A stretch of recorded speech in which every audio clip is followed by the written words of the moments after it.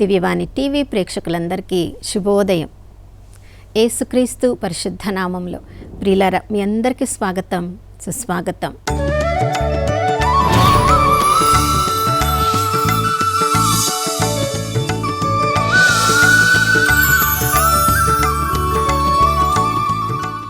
దేవుని ప్రేమ తరిగిపోలేదు, ఆయన కరుణ సమసిపోలేదు. ప్రతి ఉదయము ఆ ప్రభువుని వెతుకు వారందరికీ కూడా నూతనంగా తన ప్రేమను కరుణను కుమ్మరిస్తానని వాగ్దానం చేసిన దేవుడు నమ్మదగిన వాడు, విశ్వసనీయుడని విలాప గీతంలో 3వ అధ్యాయము 22-23 వచనాల్లో చదువుతున్నాం. ప్రియులారా, నిన్నటి దినాన నమ్మకంగా మన ప్రతి పరిస్థితిలో తోడుగా ఉన్న దేవుడు ఈ ఉదయకాలంలో కూడా తన నూతన కృపను కరుణను మనందరిపై కుమ్మరించిన వారు నమ్మదగిన దేవుడు, విశ్వసనీయుడు నీడలో ఈ రోజంతా మనము సురక్షితంగా జీవించుదాం. ప్రియులారా, ప్రతిరోజు మన జీవితాన్ని మనం చూసుకున్నప్పుడు ఎన్నోసార్లు మన కొరకు మనమే జీవిస్తున్నట్లుగా, మన కోరికలు నెరవేర్చుకోవడానికి, మన ఆశలను నెరవేర్చుకోవడానికి, మన నిర్ణయాలు ఫలించేలా దేవుడు అన్ని విషయాల్లో మనకు తోడుగా ఉండాలని తప్పకుండా దేవుడు తోడు ఉంటాడు. పిలిచిన దేవుడు నమ్మదగిన వాడు కాబట్టి ఆయన మీద ఆధారపడిన వాళ్ళని ఎవ్వరిని కూడా ఆయన అవమానపరిచే దేవుడు కాదు కాబట్టి, తృణీకరించే దేవుడు కాదు కాబట్టి. కానీ ప్రియులరా, మరి మన అవసరాలు తీర్చడానికి మాత్రమే దేవుడి మీద మనం ఆధారపడుతూ ఉన్నామా, లేదా మనం ఎలా జీవిస్తున్నామో ఆ జీవితము దేవునికి మహిమకరంగా ఉందా, లేదా మన కొరకు మనము గొప్పగా ఈ లోకంలో అందరి దృష్టిలో పడాలని ఆ విధంగా మనం ఈ లోకంలో జీవిస్తున్నామా, మనల్ని మనము గమనించుకోవాలి. ప్రియులారా, దేవుని ప్రణాళికలో ఉన్నవారి జీవితాలను మనం గమనించినప్పుడు వారిలో మొట్టమొదటిగా ఉండేది ప్రతి విషయంలో కూడా దేవుడు ఆ విషయాన్ని దేవుని దృష్టి ప్రకారం చూడడానికి వాళ్ళు గమనిస్తూ ఉంటారు.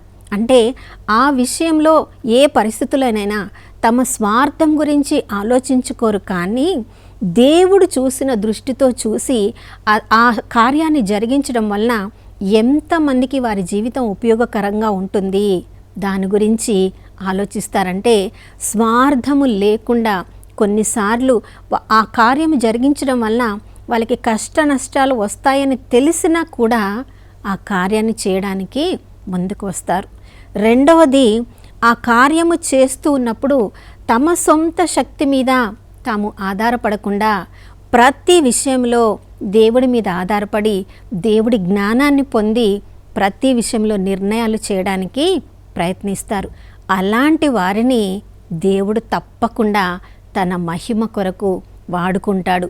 అలాంటి వారిని వాడుకునేటప్పుడు నాలుగవదిగా, వారు తమ జీవితం ద్వారా తమ చుట్టూ ఉన్న వాళ్ళు అన్యులే కావచ్చు, విశ్వాసులే కావచ్చు, వారందరి దృష్టి దేవుని మీదకి వెళ్ళేటట్లుగా చేస్తారు. ప్రియులారా, దేవుని ప్రేమతో నింపబడిన వారందరి జీవితాల్లో ఈ 4 కార్యాలు తప్పకుండా జరుగుతాయి.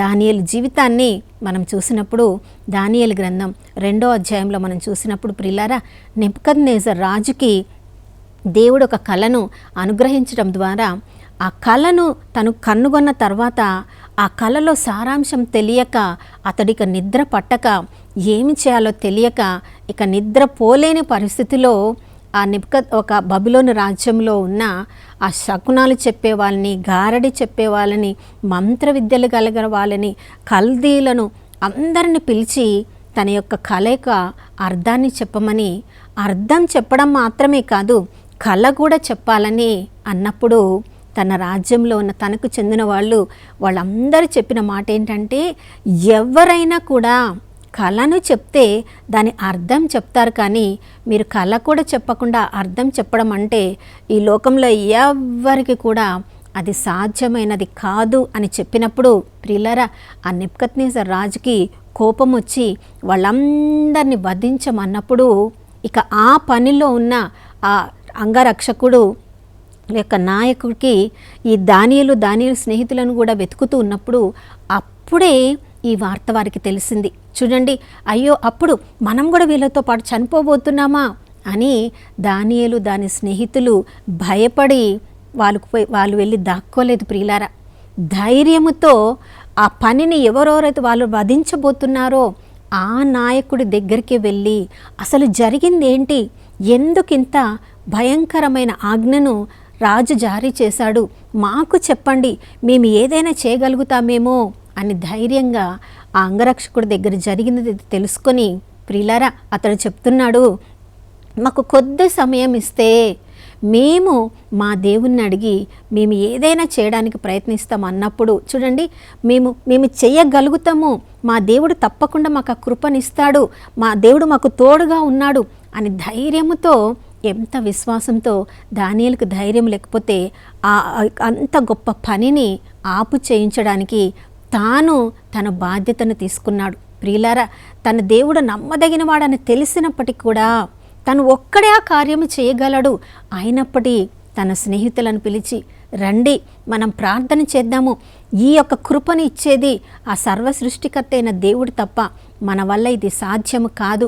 ఈ పరిస్థితిలో దేవుడు మనల్ని ఉంచాడంటే మనల్ని ఉపయోగించుకొని దేవుడికి మహిమకరంగా కళను దాని అర్థాన్ని తప్పకుండా చెప్తాడని చూడండి విశ్వాసంతో వాళ్ళు ఆ పనికి ఉపక్రమించినప్పుడు భయపడి పారిపోకుండా ప్రార్థనలో వాళ్ళు వేచి ఉన్నప్పుడు వాళ్ళ విశ్వాసాన్ని మెచ్చి చూడండి ప్రియులారా, ఆ కళనిచ్చిన దేవుడు దానియేలుకు ఆ కళను దాని సారాంశాన్ని కూడా చెప్తున్నాడు. ప్రియులారా, దేవుడి కొరకు ఎవరెవరైతే నిలబడతారో వారి తరపున దేవుడు కూడా నిలబడతాడు. చూడండి, ఆ కళను దాని అర్థాన్ని చెప్పడానికి నెబుకద్నెజర్ రాజు దగ్గరికి దానియేలు వెళ్ళినప్పుడు ఆ కళను మాత్రమే కాదు, ఆ కళతో పాటు దాని అర్థాన్ని కూడా చెప్పినప్పుడు దాన్ని ఉపయోగించుకున్న ఆ నెబుకద్నెజర్ రాజు దానియేలును గొప్పగా పొగుడుతున్నాడు. ఎంతగా నువ్వు చేయగలుగుతున్నావంటే, చెప్పగలుగుతున్నావంటే మా రాజ్యంలో ఉన్న వాళ్ళందరూ ఈ యొక్క కళను దాని అర్థాన్ని చెప్పలేకపోయారు. ఆ గొప్ప విగ్రహము బంగారంతో, వెండితో, ఇనుముతో, మట్టితో, కంచుతో చేయబడిన ఆ గొప్ప విగ్రహంలో దాని యొక్క సారాంశాన్ని చెప్పినప్పుడు ప్రియులారా, దానియేలుకే అతడు ధూపం వేయడానికి ఉపక్రమించినప్పుడు దానియేలు సత్యమైన దేవుడు ఎవరు దాని కళను దాని అర్థాన్ని వివరించాడో ఆ దేవుని వైపు ఆ నెబుకద్నెజర్ రాజును కూడా త్రిప్పుతున్నాడు. అవును ప్రియులారా, దేవుని ప్రేమతో ఎవరెవరైతే నింపబడి ఉంటారో తాము ఏమి చేసినా కూడా దేవునికి మహిమకరంగా అది ఉండాలని తాపత్రయపడుతుంటారు. ఒక జరిగిన సంఘటన ఇలా నేను చదివాను ప్రియులారా. ఒక తల్లిదండ్రులు ఉన్నారు, వాళ్ళకి ఏకైక కుమారుడు. చాలా సంవత్సరాలకి అతడు జన్మించాడు కాబట్టి ఆ కుమారుని వాళ్ళు చాలా గారాబంగా పెంచుతున్నారు. తన ప్రేమను మాత్రమే అనుభవిస్తున్న కుమారుడు తన జీవితం పట్ల తను బాధ్యతగా ఉండలేకపోతున్నాడని గమనించిన తల్లిదండ్రులు చాలా కన్నీరు కార్చారు. ఎంతగానో అతను చెప్పడానికి ప్రయత్నించారు. తను ప్రతిరోజు స్కూల్కి వెళ్తున్నాడు. స్కూల్ అయిపోగానే తిరిగి వెంటనే ఇంటికి రాకుండా ఎక్కడెక్కడో ఆడుకుంటూ స్నేహితులతో ఎక్కడెక్కడో సమయాన్ని గడుపుతూ చాలా ఆలస్యంగా వస్తున్నాడు. ఆలస్యంగా ఇక అలసిపోయి వస్తున్నాడు కాబట్టి వెంటనే భోజనం చేస్తున్నాడు, పడుకుంటున్నాడు. తను ఏమి హోంవర్క్ చేయలేకపోతున్నాడు కాబట్టి తిరిగి ఉదయం తెల్లారి స్కూల్కి వెళ్ళడానికి తనకి ఇష్టం ఉండదు. చాలా దిగులుగా ఇక టీచర్ ఏమంటారో ఏమో అలాంటి భావంతో ప్రతిరోజు వెళ్తున్నాడు.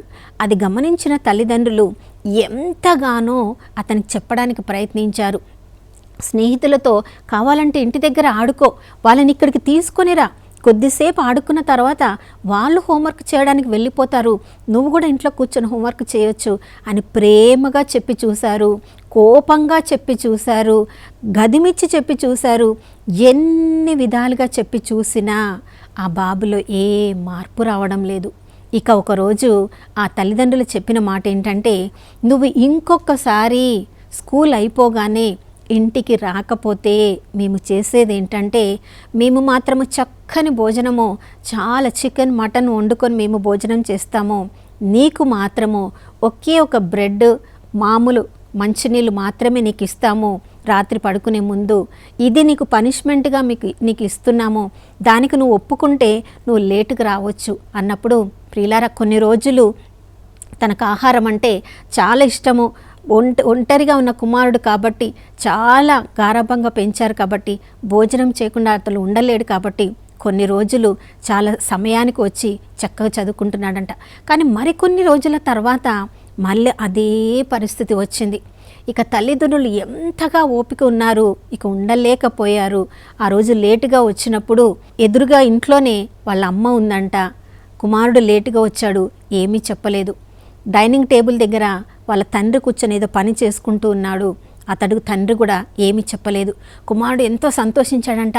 నేను ఈరోజు లేటుగా వచ్చినా కూడా ఏమనలేదే నా తల్లిదండ్రులు, అయినా నన్ను ప్రేమిస్తున్నారు, నన్ను ఒక దెబ్బ కొట్టలేదు, నన్ను ఒక తిట్టు తిట్టలేదు అనుకొని మామూలుగా ఇంట్లోకి వెళ్ళి ఆడుకున్నాడు, పాడుకున్నాడు, హోంవర్క్ చేయలేదు.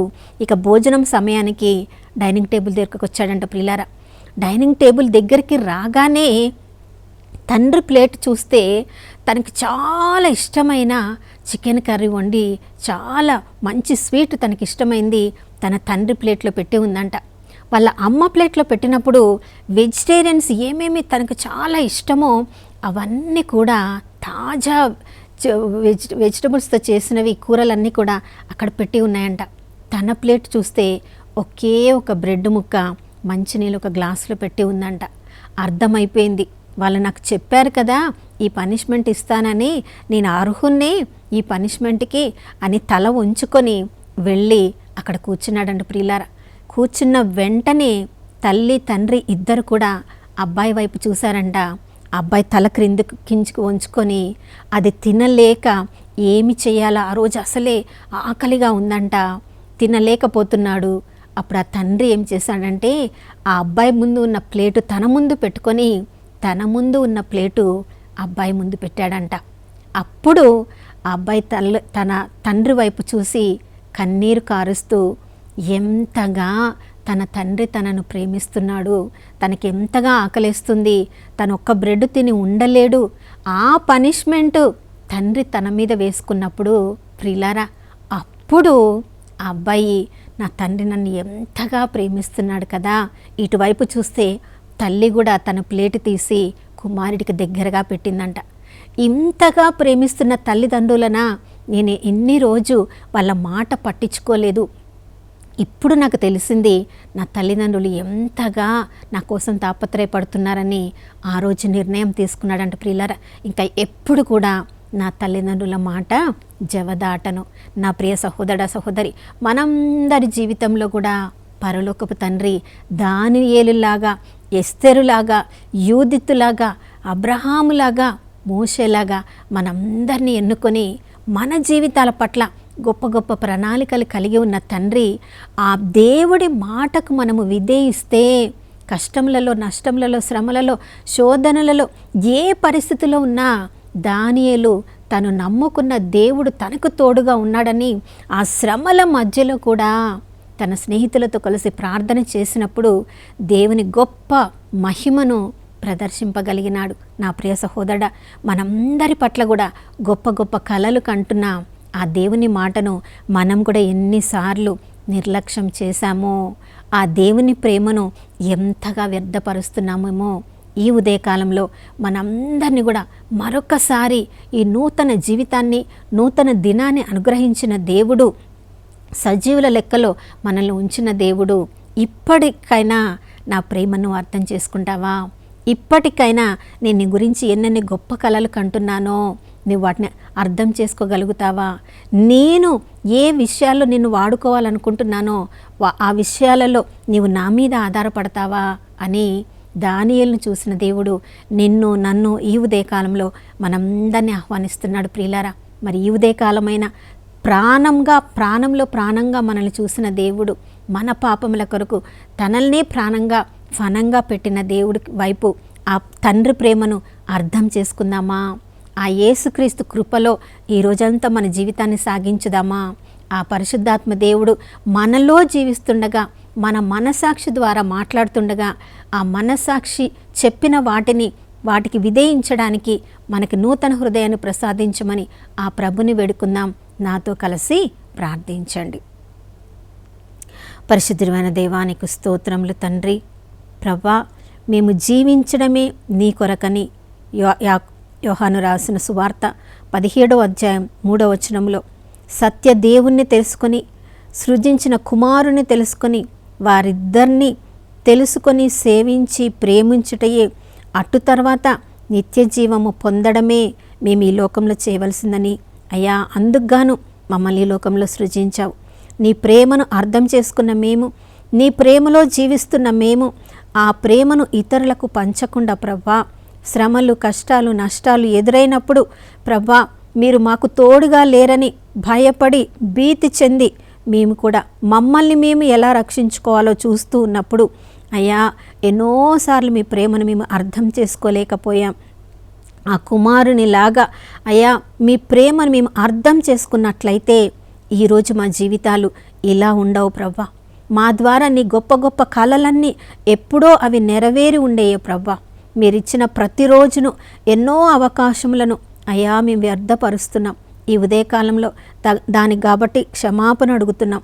ఈరోజు ప్రతి నిమిషము కూడా మీరు చూపించే ప్రణాళికలో మేము ఉండి ప్రవ్వ, మీ మహిమ కొరకు జీవించినట్లుగా మమ్మల్ని అందరినీ ఆశీర్వదించమని యేసయ్య పరిశుద్ధ నామములో అడిగి వేడుకొనిచున్నాం తండ్రి, ఆమెన్. ప్రిలారా, దేవుడు లోకాన్ని ఎంతో ప్రేమించాడు కాబట్టి ప్రతిరోజు మనకి ఎన్నెన్నో అవకాశములను ఇస్తూ ఉన్నారు ఆ దేవుని ప్రేమను అనుభవించడానికి. ఆ ప్రేమను అనుభవించిన మనము ఆ ప్రేమను ఇతరులకు పంచడం ద్వారా దేవుని చిత్తాన్ని మన జీవితంలో నెరవేర్చి దాన్ని ఇతరులకు సాక్షిభూత జీవితంగా మనం జీవించడం ద్వారా ఎంతోమందిని ఆ పరలోకపు తండ్రి వైపు ఈరోజు జీవించుదాం. మరొక నూతన శుభోదయములో మనం అందరం కలుసుకునే వరకు దివ్యవాణి టీవీని వీక్షిస్తూ ఉందాం. ఇమ్మానుయేలు, దేవుడు మనతో ఉన్నారు.